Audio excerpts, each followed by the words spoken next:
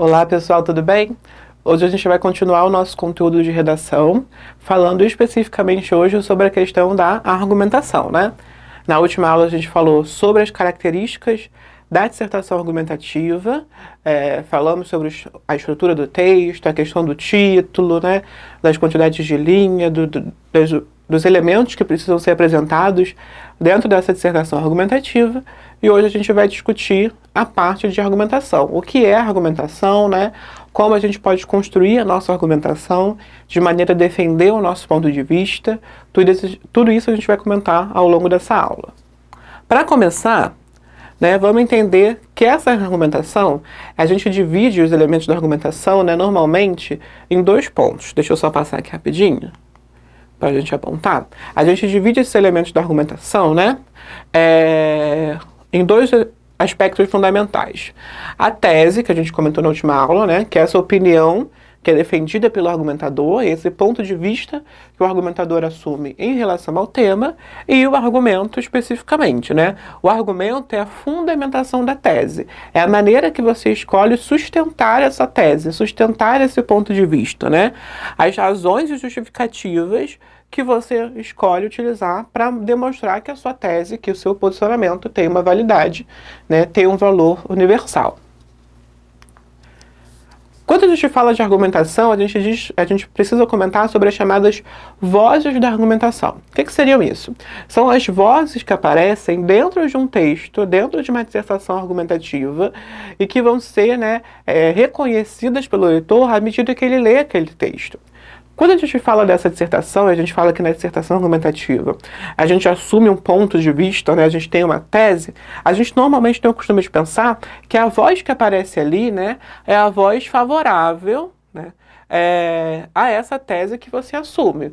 Então a voz que aparece é a voz desse autor, seria a voz desse autor, com o seu posicionamento, né, favorável ou contrário ao tema. Então vamos pensar, por exemplo, sobre redução da maioridade penal. Vamos falar que você está discutindo essa temática.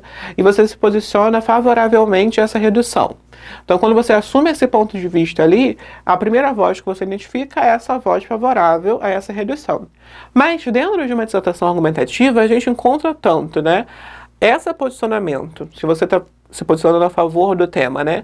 Você vai encontrar tanto essa voz a favor dessa temática, quanto a voz contrária, né, a esse tema. Por quê? Porque quando você assume um ponto de vista, você não articula e você não se posiciona simplesmente favorável ao ponto de vista que você assumiu, mas contrário a todos os outros pontos de vista que você não assumiu. Então, quando você toma esse posicionamento, por exemplo, de ser favorável a essa redução da maioridade, ali dentro, ao mesmo tempo que você articula a favor desse posicionamento, você articula contrariamente, né, a todos os outros posicionamentos. Como, por exemplo, aquele que diz que não deveria haver uma redução de maioridade penal. Então, dentro do texto, a gente encontra tanto a voz, né, daquele autor com o posicionamento que ele assume, como também as outras vozes, né, e os outros posicionamentos que são assumidos, que vão aparecer de que maneira? Vão aparecer ali dentro, vão ser colocados muitas vezes dentro daquele texto para serem, né, contra-argumentados, né, para serem não distorcidos, mas para serem realmente atacados de uma maneira que você consiga desconfigurar a argumentação do seu oponente. Essa é a sua ideia, né? Essas são as vozes que vai aparecer. Tanto a sua defendendo né, o seu posicionamento, contra a voz do seu oponente, que vai apresentar, que acaba apresentando o posicionamento dele dentro do seu texto, a visão dele também acaba aparecendo, porque você apresenta ela ali para desarticular as ideias que ele está tentando expor. A partir disso, a gente pode ver o exemplo de como isso vai aparecer dentro de um texto, né? Olha só, por exemplo. Para a maior parte dos cariocas, as Olimpíadas de 2016 serão uma oportunidade única para o Rio de Janeiro. Na visão dessas pessoas, os Jogos atrairão para a cidade uma legião de turistas e incontáveis investimentos privados. Então, se a gente vai até aqui, parece que, né, ele está discutindo a questão dos Jogos Olímpicos no Rio de Janeiro, né? A gente já viveu essa realidade isso provavelmente é uma produção anterior a esse evento, né? Ele fala sobre a questão dos jogos, e se você ler até aqui, parece que há ali dentro um posicionamento favorável, porque ele fala, né, ele argumenta em relação aos Jogos Olímpicos no Rio, essa como uma oportunidade única para a cidade, como algo, né, que seria benéfico para a cidade, porque vai atrair essa legião de turistas, né? Ou seja, vai movimentar essa economia com esses turistas que viriam acompanhar os jogos e vai atrair uma série de investimentos privados, né? Dentro da economia da cidade como um todo, em prol dos Jogos Olímpicos. Então, até aí ele vai discutindo esse ponto. Mas olha só o que ele já vai apresentar. Tanto otimismo, porém, não se justifica. Com essa frase, você já vê que ele vai assumir um posicionamento contrário a essa visão, né, de valorização dos jogos. Então, até aqui, o que ele fez foi apresentar a voz contrária à sua, foi apresentar uma argumentação, né, contrária ao seu ponto de vista. Por quê? Porque ao longo dessa própria produção, ele vai tentar desarticular esse posicionamento, desarticular essas ideias que ele apresentou ali em cima, né? O mais provável é que o Estado saia no prejuízo, arcando com o investimento que a iniciativa privada verá como de alto risco. Então ele já começa a desarticular as ideias que ele apresentou. Na visão, né, ele diz que na visão da maioria dessa população, haveria muito investimento, né, da indústria privada. Mas ele diz o quê? Não, o mais provável que aconteça é que o Estado assuma esses custos, né, dessas grandes construções necessárias para os jogos, porque a iniciativa privada vai ver aquilo como alto risco. Ela não vai projetar possíveis, né, usos para aquele investimento posteriormente. Então ela não vai assumir o risco de arcar com aquela construção toda, arcar com todas as reformas necessárias, se ela vê que não vai ser lucrativo para ela, né, a longo prazo. Com tanto dinheiro público circulando, podemos esperar que a corrupção alcance níveis estratosféricos. Então, o segundo ponto de articulação que ele vai trazer, né, como uma argumentação, agora sim, favorável ao seu ponto de vista. Que é um ponto de vista que enxerga os Jogos Olímpicos como um prejuízo para a cidade. Segundo argumento que ele desenvolve, o risco que esses jogos geram, né, de ampliar o histórico, né, e o estado de corrupção que a gente já encontra na política do país. Mesmo com tudo isso, né, mesmo diante desse quadro, podem pensar alguns, a cidade ainda sairá ganhando, pois sairá dos jogos repaginada. Outro engano, a julgar pela experiência dos Jogos Pan-Americanos, então olha só, ele vai de novo trazer a voz, né, contrária à sua, para apresentar mais um argumento, que é, né, esses jogos repaginarem as cidades, as grandes reformas que as cidades teriam em vista dos Jogos Olímpicos, né, reformas de transporte, reformas urbanas, né? Mas ele aponta, ele já traz esse argumento e já vai desarticulá-lo. Ele diz que é outro engano, né? Se você julga pela experiência dos Jogos Pan-Americanos, então ele faz uma comparação com um evento ali, esportivo que já tinha acontecido anteriormente, os Jogos Pan-Americanos de 2007, né? As Olimpíadas nos legarão tão somente uma constelação de instalações faraônicas inúteis. Ou seja, vão ter grandes construções, mas essas construções faraônicas que não têm muito uso, gigantescas, né? Que depois dos jogos não vão ser muito utilizadas, porque a gente não tem grandes investimentos em esportes que justifiquem o uso daquelas instalações, né, esportivas, e quase nenhuma mudança estrutural efetiva capaz de beneficiar os cariocas. Então eles vão construir um monte de instalações olímpicas, mas normalmente a estrutura básica, né, a transformação estrutural nas vias, nas estradas, nos meios de transportes, não vão ser tão grandes, ou seja, o que ia beneficiar o cidadão comum não vai ser uma transformação tão importante ou tão bem feita quanto as instalações olímpicas, né? Os únicos que continuarão na cidade depois que a festa acabar e os poucos turistas se forem. Olha só. Ele apresenta todas essas visões, né, e desarticula todas. Ele desarticula a visão dos investimentos privados, dizendo que, na verdade, quem vai, né, arcar com esses custos é a iniciativa pública, né, é o Estado. Ele desarticula o argumento que fala, né, em relação às reformas que a cidade vai receber, né, os investimentos na própria cidade. Ele diz que, na verdade, isso não justifica. O que a gente vai ter são várias construções, né, esportivas inúteis, porque a gente não investe nos esportes, que as reformas para a população não vão ser tão intensas, né? E ele desarticula também a argumentação, que é defendido aqui no início, em relação à grande quantidade de turistas, né, que virão para a cidade. Ele diz o quê, ó? Depois que a festa acabar e os poucos turistas se forem. Ele usa aquele recurso que a gente falou dos parênteses, que a gente tenta evitá-los, e que só dá para usá-los muitas vezes quando eles são parênteses mais curtos. Ele usa esse recurso para apresentar, para remeter, para dizer que, na verdade, não vai vir uma legião de turistas. Não é todo mundo que tem essa disponibilidade de parar, né, a sua rotina para poder assistir aos Jogos Olímpicos. Então ele diz o quê? Poucos vão ser esses turistas que vão vir, e passados os jogos, né, a temporada e a quinzena de jogos, eles vão embora e a gente que vai ter que arcar com todos os gastos que ficaram, com essas construções faraônicas, com essa falta de infraestrutura, né? Esse é um problema que vai ficar para a população comum. É o que ele já aponta aqui embaixo, desarticulando. Tá vendo como essas vozes vão aparecer no texto? A partir disso, a gente pode falar sobre as chamadas estratégias argumentativas, né? As estratégias argumentativas são os caminhos que você pode seguir para construir essa argumentação dentro do texto. Que caminhos são esses, né? Pelo meio do qual a gente pode construir essa argumentação. O primeiro caminho é o que a gente chama de exemplificação, né? Eu posso construir o meu argumento, sustentar o meu argumento por meio de exemplos concretos, né? Que assumam e que defendam a sua posição. Quer ver um exemplo de como aparece, né? Essa argumentação por exemplificação? Aqui a gente tem um caso, né? De um parágrafo argumentativo, de uma redação sobre a pena de morte, tinha como temática a pena de morte, e aí para defender o posicionamento, né, desse autor, ele vai exemplificar com os casos da Geórgia, nos Estados Unidos, e do Canadá, né, que tem aí o posicionamento que eles têm em relação à pena de morte.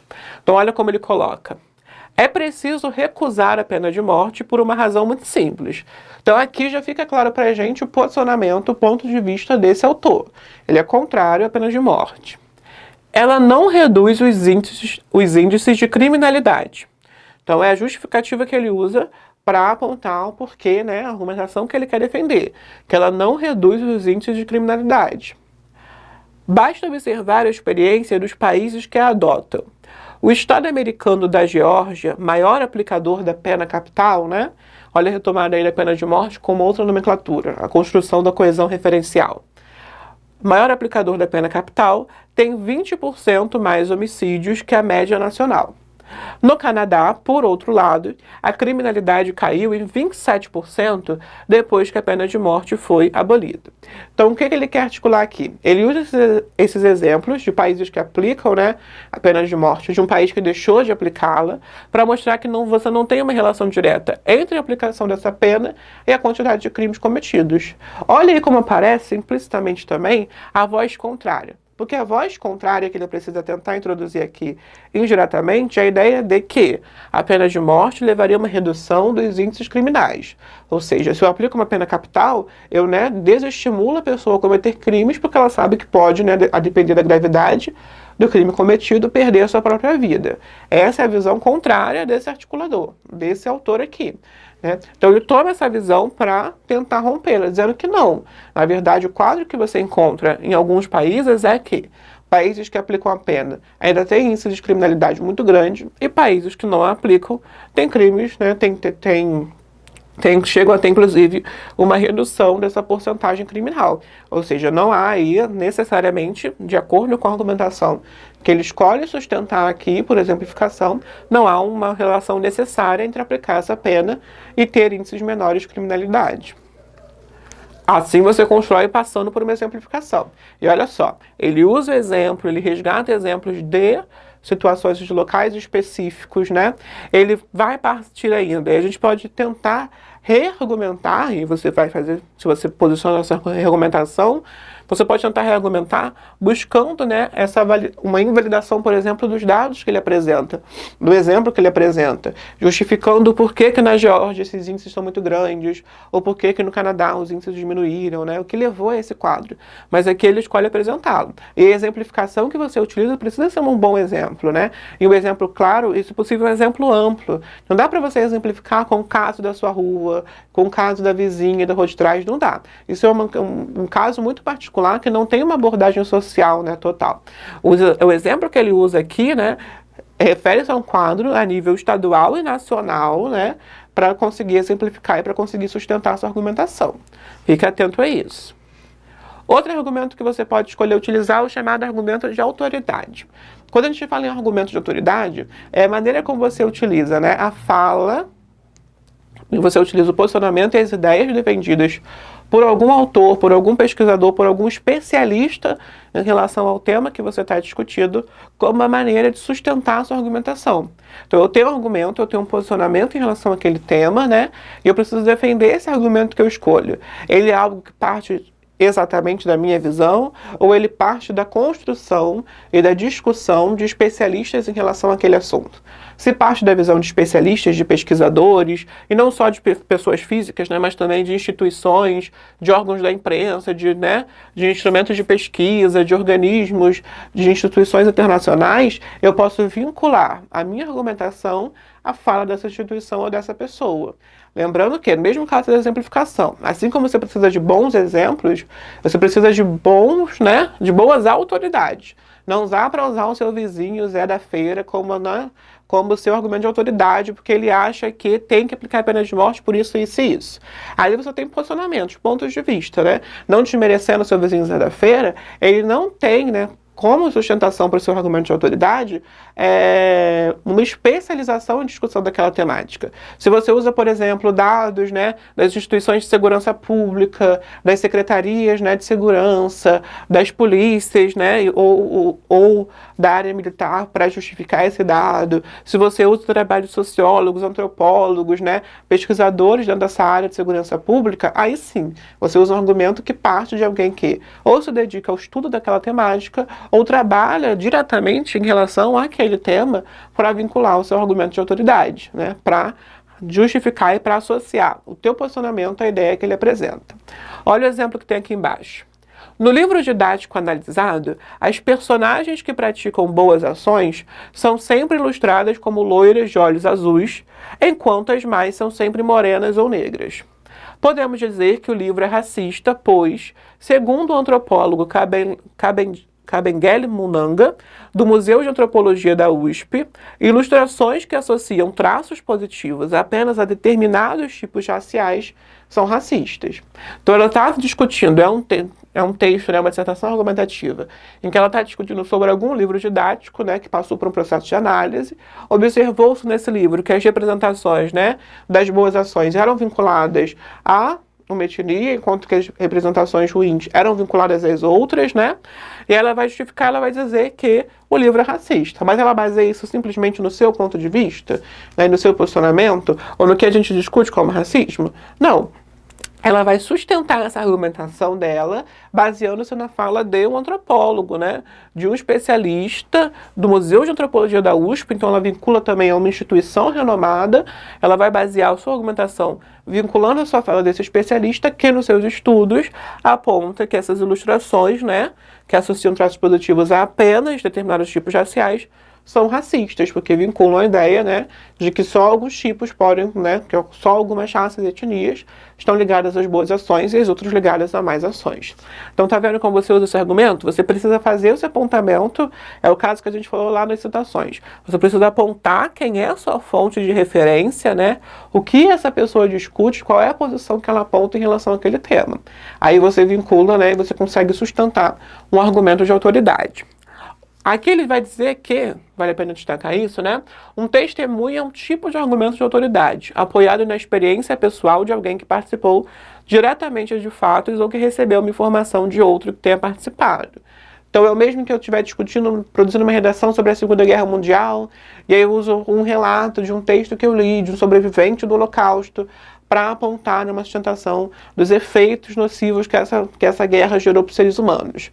Eu parto do testemunho da pessoa que teve aquela vivência especificamente para o argumento que eu estou desenvolvendo. Lembrando que, para um bom argumento de autoridade, eu preciso de uma boa autoridade, de alguém que seja especializado ou de uma instituição de renome que sustente essa argumentação.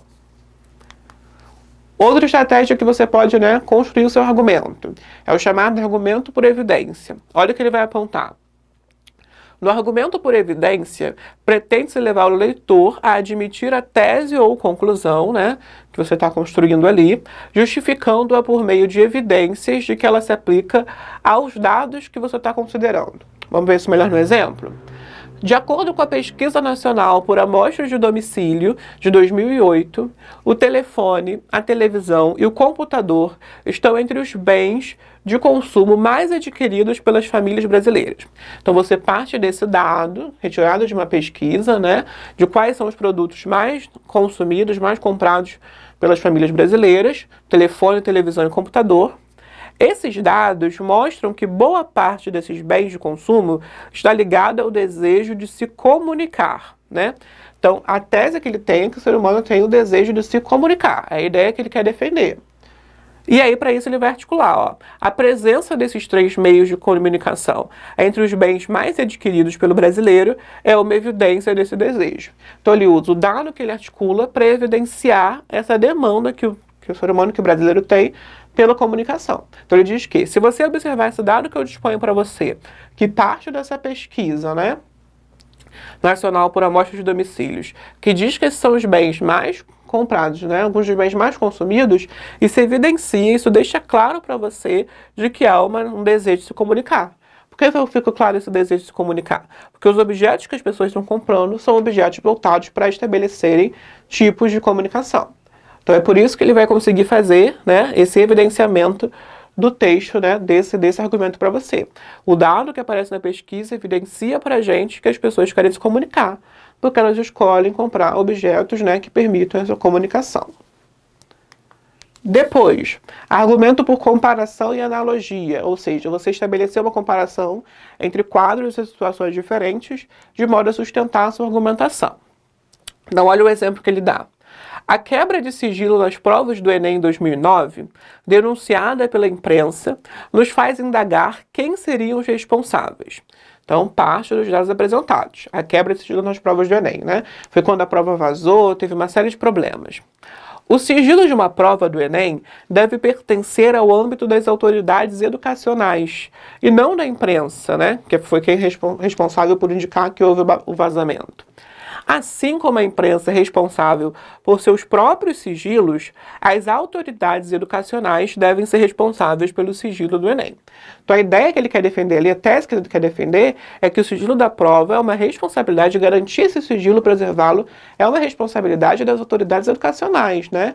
Por que a imprensa consegue obter esse dado e obter a informação que a prova vazou antes até do que as autoridades educacionais? O que tem acontecido aí? Se são as autoridades educacionais que deveriam garantir, né, esse sigilo. E aí, para demonstrar que deve ser as autoridades que garantem, ele faz essa comparação com a imprensa. Se a própria imprensa, que a gente já vem apontando aqui, é responsável por garantir o sigilo das suas informações, né, para garantir quem são as suas fontes, quem são os seus informantes, de que maneira eles alcançam esses dados, se a imprensa, né, guarda isso em sigilo, os seus dados, as suas informações, por que as autoridades educacionais, né, porque o Ministério da Educação não consegue guardar os seus próprios dados, não consegue ali garantir o sigilo das suas informações. Então ele estabelece essa analogia, essa comparação entre como a imprensa preserva os seus dados, garante o sigilo das suas informações e em comparação com os órgãos e instituições educacionais que não conseguem fazer a mesma coisa. Outro caminho que você pode seguir, você tem vários caminhos aqui da maneira como você pode fazer essa construção da sua argumentação. Outro caminho que você pode seguir é o chamado argumento de princípio, né? No argumento de princípio, a justificativa para sustentar ali a sua argumentação é um princípio, ou seja, uma crença que é baseada numa constatação lógica, científica, ética, estética, né? Aceita como verdadeira e de validade universal. Então, quando a gente fala que ela é baseada em uma crença, a gente normalmente costuma associar a crença a essa visão particular, né, daquilo que eu acredito, mas tem que estar atento a um ponto. Quando a gente fala nessa crença, a gente fala num princípio que tem uma validade universal, que independente de quem lê, aquilo diga que tá certo, é algo com que eu confirmo, eu acredito que esteja correto, é dessa maneira que funciona. Precisa valer para todos os leitores, e não partir simplesmente da sua visão, do seu ponto de vista, né, da sua visão de mundo. Então tem que ficar atento no princípio que você vai usar para basear essa sua ideia. Os dados apresentados, por sua vez, dizem respeito a um fato isolado, mas aparentemente relacionado ao princípio em que acredita. Ambos ajudam o leitor a chegar a uma tese ou conclusão por meio de dedução. Então, olha o que ele vai fazer. A derrubada dos índices de mortalidade infantil exige tempo, trabalho coordenado e planejamento. Esse é o princípio que ele baseia ali o seu argumento. Essa é a ideia universal que a gente tem, né? Uma crença verdadeira de validade universal que a gente tem apontada nessa argumentação. Que para você derrubar os índices de mortalidade infantil, para você diminuir essa mortalidade infantil, você precisa de tempo, trabalho coordenado, ou seja, um trabalho que seja feito em conjunto por diversas instituições, e planejamento, um trabalho que seja bem organizado. É algo que vem de valor universal. É muito difícil você encontrar alguém que vai contestar que você não precisa, né, de um trabalho coordenado, planejado e de tempo para exercer essa função para combater essa mortalidade infantil. Por isso que a gente diz que esse princípio é um princípio válido. Se fosse o contrário, se ele apontasse aqui, ó, a derrubada dos índices de mortalidade infantil não exige tempo, exige, né, agilidade, trabalho individual e direto, você ia contestar, dizer, peraí, como assim um trabalho individual? Isso não é um trabalho coletivo das áreas de saúde, segurança, né, que garantam a vida de crianças e adolescentes? A gente não deveria estar falando sobre um trabalho coordenado, um trabalho feito em equipe? Isso poderia ser contestado. A visão que ele apresenta aqui já tem um valor, né, muito mais universal. Ora, o índice de mortalidade infantil de São Caetano do Sul, em São Paulo, foi o que mais caiu no país. Então ele apresenta um dado de caráter individual. Lembra que a gente falou? Você parte do princípio que é geral e apresenta algum dado, alguma experiência de caráter individual, que é o índice de mortalidade infantil em São Caetano do Sul, que ele diz ali que é o mais baixo, né, o que mais caiu, no caso, no país. E ele vai continuar articulando. Portanto, São Caetano do Sul foi o município do Brasil que mais investiu tempo, trabalho coordenado e planejamento na área. Então ele chega a essa conclusão partindo do princípio que ele tinha. Se a ideia que a gente tem é que, né, olha como ele faz o parágrafo, como ele parte do geral, né, para o específico para chegar na sua conclusão. Se a ideia que a gente tem é que, né, você demanda trabalho coordenado, tempo e planejamento para diminuir esse índice de mortalidade, e você tem um município que consegue diminuir, né? Consegue ser o que mais diminuiu em comparação com o país inteiro, a ideia, a noção, então, né, a conclusão que a gente chega é que ele foi capaz de fazer esse investimento. É que ele foi capaz de investir tempo, trabalho planejado e planejamento, trabalho coordenado e planejamento, de maneira que conseguisse alcançar esse índice. Então, parece uma conclusão boba e básica, mas o que ele quer fazer aqui é articular o princípio e a ideia que a gente tem em relação a esse tema com algum dado que foi apresentado, né, em comparação a tal temática, para você conseguir chegar nessa conclusão. Tudo bem aqui? Próximo que a gente fala é o argumento por causa e consequência.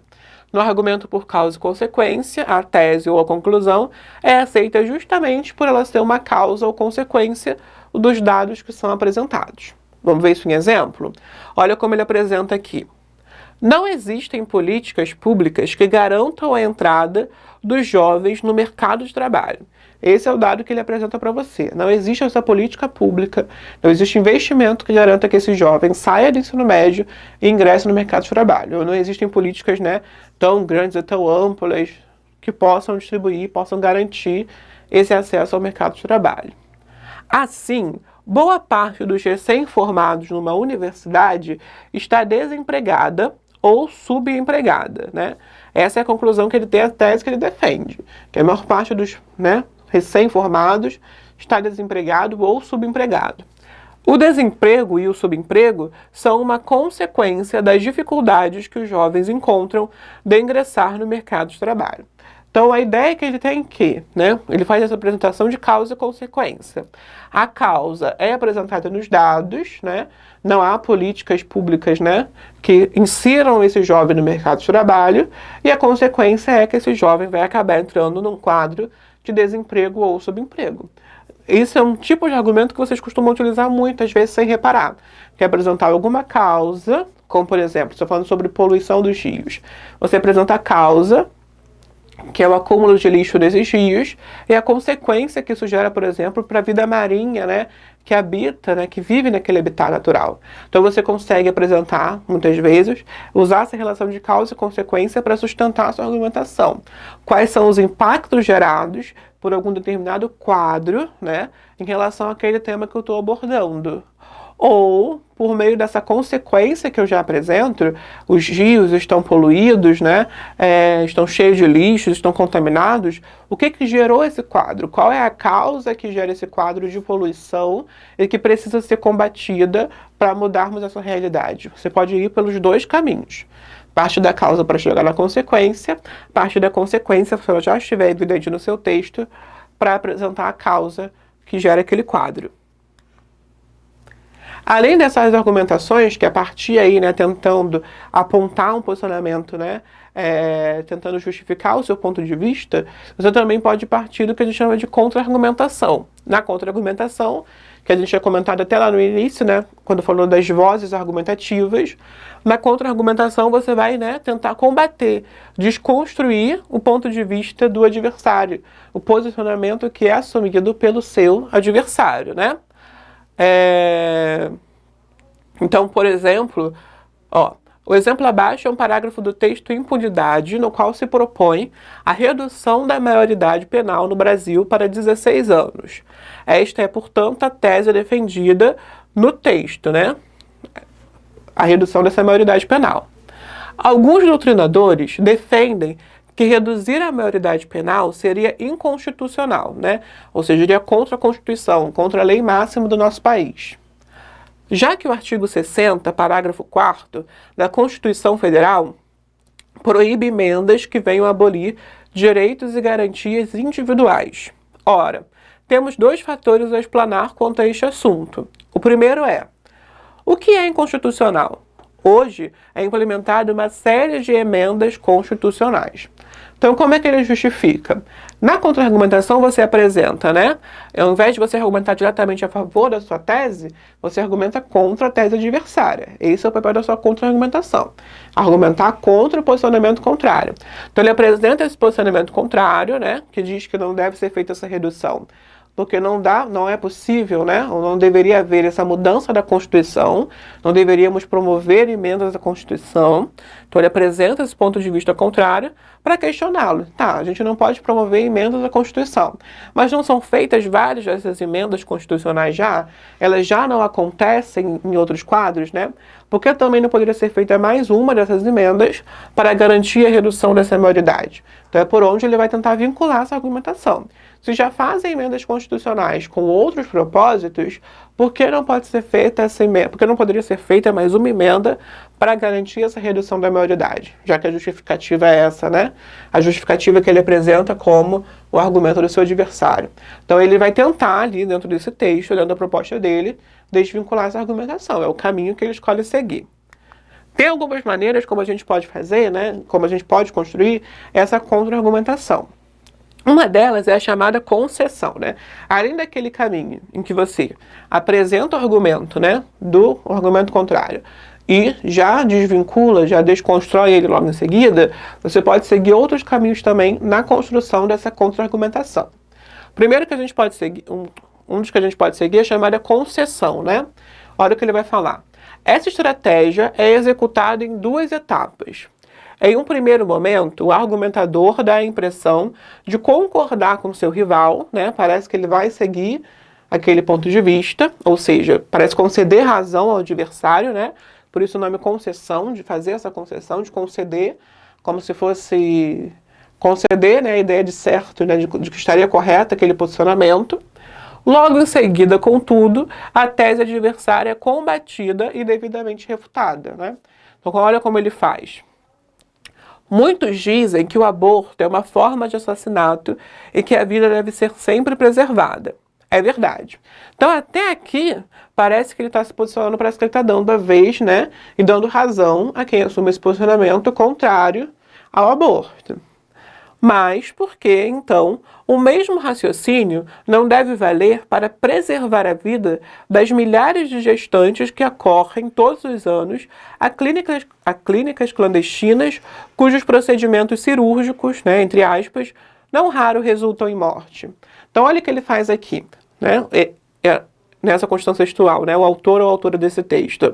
Ele vai vincular que ele começa parecendo fazer uma concessão, parecendo conceder a razão ao seu adversário, né, dizendo que esse aborto é uma forma de assassinato e que a vida deve ser preservada. Ele concorda com isso, com essa preservação, né? Ele diz concordar com essa preservação da vida, mas ele vai justificar. Se a vida ela deve ser sempre preservada, por que a gente não garante a preservação da vida dessas mulheres que buscam, né, essas clínicas clandestinas e acabam muitas vezes morrendo durante esse procedimento de aborto, né? Por que a vida dela perde essa importância se ela deveria ser sempre, se a vida deve ser sempre preservada, né? O que faz, nesse contexto, a vida dessa mulher, dessa gestante, né, que busca essa clínica de aborto por algum motivo, perder o valor, né, em comparação com a vida do feto. É por onde ele vai tentar construir um caminho de argumentação. Se a vida deve ser sempre preservada, ele concorda com isso, deve-se garantir a preservação da vida dessas mulheres, né? E ele deve defender, provavelmente, consequentemente, com o processo de aborto, né, feito de maneira adequada, né, no sistema de saúde, sem que elas precisem recorrer a essas clínicas clandestinas. É por onde ele vai tentar justificar. Um caminho para você construir a sua contra-argumentação seria esse. Parecer fazer uma concessão, né, parecer apontar, né, e conceder, na verdade, esse posicionamento, essa razão ao seu adversário, mas já refutar essa argumentação de alguma maneira, tentar desconstruir essa argumentação logo em seguida. Outro caminho que a gente costuma observar em contra-argumentação, esse e o próximo a gente costuma tentar não explorar em prova, por quê? Porque eles podem comprometer muitas vezes, né, a força do seu argumento, mas que são tipos de argumentação que a gente pode acabar encontrando em textos que a gente vai analisar nas provas de língua portuguesa, né, em questões da nossa prova objetiva, mas normalmente esse daqui e o seguinte a gente não costuma usar como estratégia para construir os nossos próprios argumentos, mas é importante que a gente reconheça, né, para quando a gente encontrar em prova, são a redução ao absurdo, né, primeiro caso, e depois a gente vai falar da negação. O que seria essa redução ao absurdo? A redução ao absurdo consiste em explorar até o limite todas as consequências de argumento rival, com o objetivo de demonstrar sua inconsistência. Esta estratégia é usada frequentemente nos nossos diálogos cotidianos. Por que a gente diz que ele é uma redução ao absurdo? Porque ele vai levar até o máximo, até o caso, né, mais grave possível que aquele argumento rival poderia gerar. E por que ele é prejudicial, né, para a nossa argumentação? Porque parece que a gente não tem sustentação. Olha como ele pode ser comprometedor, né? Às vezes é importante, não vale tanto a pena investir especificamente nessa estratégia. Porque se a gente explora ela, a gente precisa chegar no caso máximo, né, daquele quadro gerado pelo argumento adversário. A gente precisa chegar no quadro máximo para defender o nosso ponto de vista. E aí parece que você não consegue muitas vezes sustentar a sua posição, que você precisa recorrer à consequência mais grave possível, né? E normalmente a mais rara de se acontecer do argumento adversário. Por isso a gente tenta evitar. Olha um exemplo aqui, todo mundo já deve ter passado, né, por isso com mãe ou pai, né? Imagina esse diálogo entre a mãe e o filho. Mãe, por que eu deveria deixar você ir à festa? E aí o filho responde, porque todos os meus amigos vão. E a mãe sempre fala, né? Então quer dizer que se todos os seus amigos se jogarem embaixo de um trem, você também vai se jogar? Né? Sempre a gente vê na fala de mãe e pai essa redução ao absurdo, né? Então se o seu amigo se jogar da ponte, você se joga junto? Se você diz que ele vai fazer isso, você quer fazer também? Ou seja, ele leva essa consequência, o filho, a mãe pergunta, por que ela deve autorizar a saída? O filho argumenta que os amigos também vão. Ele justifica colocando que não é ele a única pessoa que vai fazer aquilo. Os amigos também vão seguir aquele mesmo comportamento de ir à festa. E aí a mãe diz, né? Então seus amigos fazerem a coisa mais absurda possível, se jogam debaixo do trem, se lançam da ponte, né? Se eles fizerem coisas muito absurdas, vocês vão seguir? Isso quebra a argumentação do filho, porque ele não vai poder dizer que sim, né? Ele vai mostrar que tem um problema ali, né? Que aquele argumento dele não vale para qualquer situação. O problema que a gente tem é que isso aqui vale em conversa de mãe e pai. Até pelas relações familiares que a gente tem, né? Se mãe ou pai diz que não vai e argumenta com essa consequência, a gente não tem como muito caminho ali para refutar. Mas quando a gente traz isso para as nossas redações, né? Para a nossa dissertação argumentativa, é comprometedor, porque parece que você precisou recorrer ao recurso mais absurdo possível para tentar, né, invalidar a argumentação contrária. Então, se está tentando uma contra-argumentação, tenta o caminho da concessão, tenta o caminho realmente de apontar já o argumento adversário e tentar contrapô-lo, né? refutá-lo já de cara, não tentar construir uma argumentação desse tipo. Outro caminho que a gente vê também em alguns textos, este a gente tenta evitar por uma outra questão, é o da negação, né? O que a gente tenta fazer, o que acontece na contra-argumentação baseada em uma negação, é você parecer, gerar a impressão, por exemplo, de que você está tentando negar a ideia, né? Que você está tentando negar o seu argumento.